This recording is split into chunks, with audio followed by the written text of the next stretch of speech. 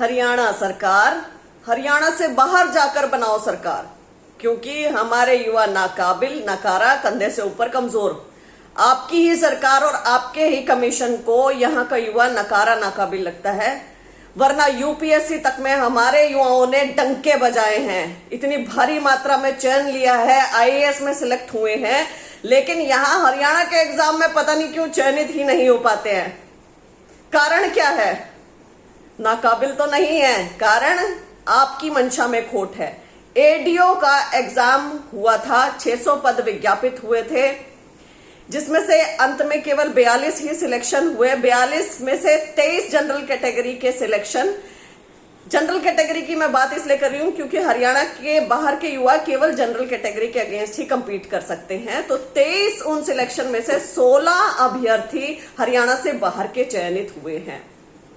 लगभग 70% सिलेक्शन हरियाणा से बाहर के अभ्यर्थियों का। क्या कहा जाए इसे?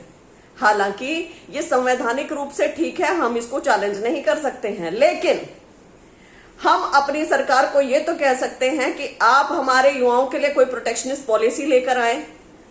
हरियाणा जीके पूछे, हमारे ग्रुप ए और बी के सर्विसेज में अलग से 100 अंकों का पेपर पूछे, जैसे राजस्थान पूछता है, मध्य प्रदेश पूछता है, यूपी पूछता है। लैंग्वेज स्टेट्स लैंग्वेज पूछते हैं। टफ टेरेन वालों ने डोमिसाइल रिजर्वेशन कर दिया है। हमारे साथ क्या, जबकि आप एक अलग से प्रोविजन भी बना सकते हैं कि हम बेरोजगारी में नंबर 1 पर चल रहे हैं, आप इसको लेकर भी कोई प्रोटेक्शनिस्ट पॉलिसी लेकर आ सकते हैं, लेकिन आप नहीं लेकर आ रहे हैं। आपकी मंशा में खोट है, आपकी इच्छा शक्ति में कमी है। ये पहली बार नहीं है जो ऐसा हुआ है। एचसीएस का जो अब आया, इससे पहले वाले में 1/3 हरियाणा से बाहर के अभ्यर्थियों का चयन था। असिस्टेंट प्रोफेसर में पॉलिटिकल साइंस में 18 टोटल में से 11 अभ्यर्थी बाहर के थे। एसडीओ का तो क्या ही कहना, 2 ही हरियाणा के सिलेक्टेड थे 80 में से। उसके बाद 22 हरियाणा के थे 99 में से। हरियाणा नर्सिंग रजिस्ट्रेशन काउंसिल से रजिस्ट्रेशन अनिवार्य नहीं है, जबकि कहीं का भी युवा यहाँ आके पेपर दे सकता है नर्सिंग का, लेकिन हमारा बच्चा कहीं और जाके नहीं दे सकता, क्योंकि उन्होंने अपने अपने राज्यों की रजिस्ट्रेशन काउंसिल अनिवार्य कर रखी है।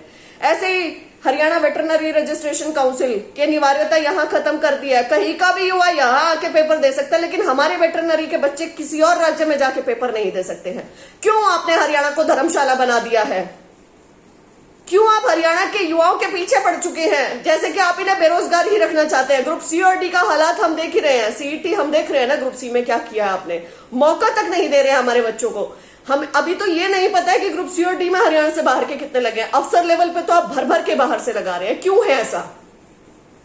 क्यों एक हरियाणा जीके का एक अदद पेपर नहीं पूछा जा सकता है जैसे राजस्थान पूछता है? क्यों? सबसे बड़ा सवाल है आपसे ये। हम बेरोजगारी में नंबर 1 पर है, फिर भी आपके फैसले ऐसे क्यों? इसी के साथ मैं ये जरूर कहना चाहूंगी कि इस बार आप हरियाणा से बाहर ही जाकर सरकार बनाइएगा, यहां तो नहीं। आई एम सॉरी, यहां के तो आपको कैंडिडेट भी नाकारा मिलेंगे, नाकाबिल मिलेंगे, और यहां के अभ्यर्थी भी आपको वोट नहीं करेंगे। जब आप हमारे नहीं तो हम भी आपके नहीं, सीधी सी बात है।